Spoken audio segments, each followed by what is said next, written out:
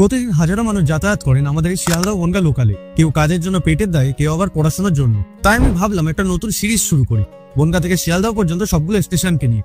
প্রতিটি ভিডিওতে থাকছে সেই স্টেশনের ইতিহাস, বিশেষত আর কিছু অজানা কাহিনী।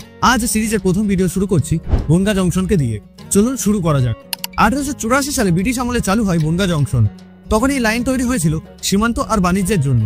পরে এটি ইস্টার্ন রেলওয়ে অংশ হয়। শিয়ালদহ থেকে বনগাঁ স্টেশনের দূরত্ব 76 কিলোমিটার প্রায়। Station code BNJ। এখানে আছে 3টি প্ল্যাটফর্ম। এখান থেকে একদিকে ট্রেন যায় শিয়ালদাহে, আরেক দিক রানাঘাট সেকশনে। দমদম থেকে বনগাঁ লাইন ইলেকট্রিফিকেশন সম্পন্ন হয় 1964 সালে 11 জানুয়ারি। তারপর থেকে এখানে চলতে শুরু করে EMU লোকাল। শুধু যাত্রীবাহী ট্রেন নয়, সীমান্তে বাণিজ্যের জন্য এই স্টেশন খুব গুরুত্বপূর্ণ। কাছেই আছে পেট্রোপল সীমান্ত, ভারত বাংলাদেশের সবচেয়ে বড় রেল ফ্রেট রুট।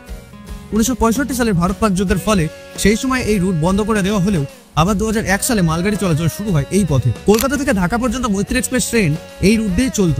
এটি দুই দেশের বন্ধুত্বের প্রতীক ছিল। তবে 2024 সালে বাংলাদেশের রাজনৈতিক অস্থিরতার কারণে মৈত্রী এক্সপ্রেস পরিষেবা অনির্দিষ্টকালের জন্য বন্ধ করে দেওয়া হয়। আরেকটি বিশেষ কথা, বাংলা সাহিত্যের মহান লেখক বিভূতিভূষণ বন্দ্যোপাধ্যায়ের জন্মভূমি এই বনগাঁ অঞ্চলের সঙ্গেই জড়িত। এটাই ছিল বনগাঁ জংশনের ছোট্ট ইতিহাস। এটা বনগাঁ শহর নিয়ে ভিডিও নয়, তাই শহর নিয়ে বাড়তি কিছু বললাম না। তবে তোমরা চাইলে বনগাঁ শহর নিয়ে একটা আলাদা ভিডিও বানানো যেতেই পারে। তোমাদের মধ্যে কার কার বাড়ি বনগাঁতে কমেন্টে লিখে জানাও। ভিডিওটা ভালো লাগলে অবশ্যই শেয়ার করো এবং কমেন্ট করো। আর বনগাঁ স্টেশনে যদি তোমার কোনো ইন্টারেস্টিং স্টোরি থাকে সেটা কমেন্ট করে আমাদের সঙ্গে শেয়ার করতে ভুলো না। পরের ভিডিওতে থাকছে বিভূতিভূষণ হল্ট।